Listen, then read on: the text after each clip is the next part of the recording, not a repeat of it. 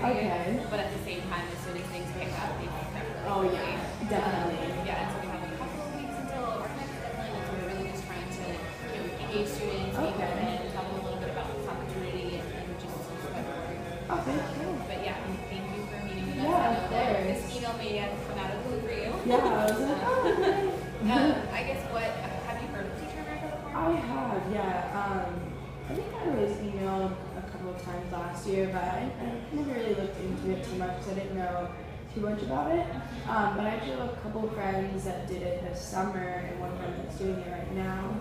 Do you know where they're placed? One was placed in Northern California. I know she was placed like 20 minutes outside of her hometown. Wow. So that was cool. And then the other one, I'm pretty sure she's placed somewhere near Yale. In Connecticut. Yeah, when you Awesome. Yeah. I was recruiting in Connecticut last Oh, year. So really? that's Oh, that's cool. Yeah, cool. So I guess what is it that finally made you come to Canada today, I guess? Honestly, I'm just open to, hearing about new opportunities. I am a big believer of taking advantage of opportunities. So to be honest, I don't know too much about the program, so I guess today I was just coming to learn about it, see kind of How it might fit in. exactly, because I guess right now, in my senior year, it's just a little bit scary because it's the first time I don't know for sure what I'm doing, what my next step is. I don't know if, I want to go straight into working, start applying for grad school, so I guess for me, I'm just trying to explore all of my options for my future before I make a decision. Yeah. I guess in an ideal world, what would you want your future job to give you or provide you? In an ideal world, my future plan, I'm thinking about maybe looking into doing BCDC next fall, because I am an engineer and that's great. I love all my classes, but I really see myself trying to make a difference in the environment. So I kind of want to look into environmental policy, maybe environmental law. So doing policy change or advocating for policy, I think I want to look into that. It's awesome. To be a little bit more applicable and practical and just Exactly. impact. That's awesome. Well, I think that I love the fact that you're open. I think that that's the best position to be in your senior year. Yeah, Are definitely. you? Yeah, I Okay. am. Okay. So a little bit about Teacher America. Well, I guess even before that, a little bit about myself. Since I know Monica mentioned a little bit, but didn't give too much context.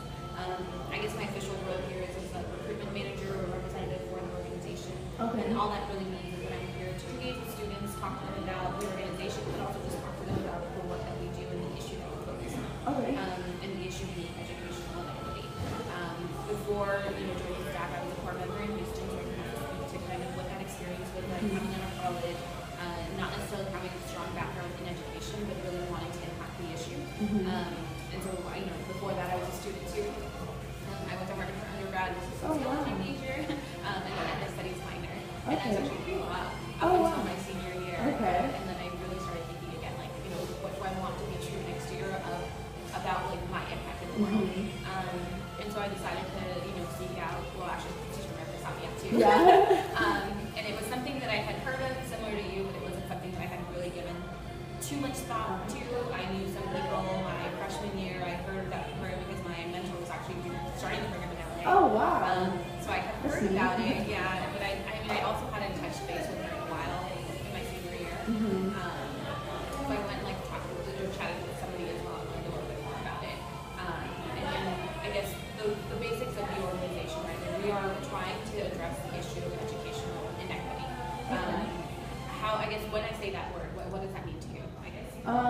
I guess the first thing that rings in my mind is, at what age and location, because it definitely is an issue, but actually one of the projects I'm working on is more dealing with educational inequity on a global scale for children at a young age. So I guess teach for America, obviously it's in America, so I guess my first question is there a certain age group that's targeted, a certain subject? That's what looks into my careers. Aside from that, definitely when I think of educational inequity in America, I think of children at a young age, especially in science and math, maybe in underprivileged areas. That's what I would assume. But yeah, no. I mean, I think you hit the nail on the head. Like, it is definitely a issue locally, but it's also globally, right? We do have a consistent organization, Teach for All, that seeks to address the inequity worldwide as well in different countries. But in our country here, there is just such a huge disparity in opportunities at all levels, right? There's an 8 versus 80% statistic that often gets cited when we talk about educational inequity in the country. People growing up in more affluent communities have an 80% chance of graduating from college by the time they're 24. Somebody growing up in a low-income community has only an 8% chance. And if that's the reality now, that's the reality 5 years ago. It was probably even more drastic, but I think like in 2014, when so many other things are possible, like that reality is one that shouldn't be one. And that's kind of like what we're seeking to address. And we're seeking to address it at all levels from K through 12. Because it does begin in kindergarten, but it also continues and exponentially grows as students get older, right? The opportunities are also much more limited for students, especially if they're already behind academically. I taught in the sixth grade, I taught reading and writing, and my students, even at 10, 11, and 12, were already years and years behind their reading level. I had some students who were reading at a kindergarten level, some students who were reading at a first grade level, a handful who were reading on a grade level, and it really just depended on what school they went to, what school they had access to, what supports were in place at the school to be able to afford them. And I think that it was just like mind-blowing to see that the majority of my students in my classroom had never had those opportunities to really excel academically. And what then happened was that they were internalizing their academic quote-unquote failure, right? They were internalizing it as a reflection of their own ability, a reflection of their own self-worth, which is very detrimental for students, obviously, and I think which has many more implications when they do get to middle school, when they do get to high school, when, if there are opportunities, like, they may still not see them as successful for themselves. And that's happening nationwide, right? Like, that was in my classroom, but I knew that at the end of the day, that's happening nationwide. It's happening in many different classrooms. In some classrooms, you do have educators who are, thinking about these things and wanting to provide for them. In some districts and some regions in the country, you have permanent substitutes. And so you don't even have necessarily someone who is there completely advocating for their students. And that's just like wrong. Right? It's fundamentally not right for that to be okay. And I think that one of the things that we want to do as an organization is really elevate that conversation. Because, aside from obviously having people on the ground, it's also going to take people in other sectors and in other fields, talking about the issue and thinking about it in terms of their own work and thinking how they can address it, knowing that this exists, right? Certain people, may talk about it all the time, but there are, certain people or certain groups of people who don't necessarily think about it, or don't need to think about it because it's not something that directly affects them, or they think it's not something that directly affects them, but there is something there, right? It's very interconnected. And so what we do is we recruit college seniors, but also professionals, and we place them in one of our 50 different regions to teach in a local community, teaching a K-12 classroom, for a minimum commitment of 2 years. We provide upfront training to ensure that, if people haven't had necessarily an extensive background in education, they're getting the fundamental training and getting the ongoing support during their 2 years in the classroom to ensure that they're able to provide those opportunities to their students. But I think the other thing too is that we see it as more than just providing academic opportunities, right? There has to be something much more than just being able to give students, there has to be something that needs to be radically done to change just the approach that we have to education, particularly with our students growing up in those communities where everything is just not working. And so that's the other part of it, right? The long-term piece. Our alums who choose to stay in the classroom are doing great work in the classroom to ensure that their students and the students at their schools are doing well and are being afforded those opportunities. Our alums who end up leaving the classroom and going into different sectors and pursuing, issues in public health, which again are very interrelated and very interconnected, or pursuing law or pursuing policy. These are people who have a lot of additional perspective and an understanding of all the complexities related to this issue, and are going to be willing to advocate and talk about that with other people. Yeah, more about a firsthand experience. Yeah. I mean, because again, the sad reality is so many of our policymakers out there, although well-intentioned, may not necessarily have the perspective that they need to talk about what is actually going on with their students and to bring that to the forefront, right?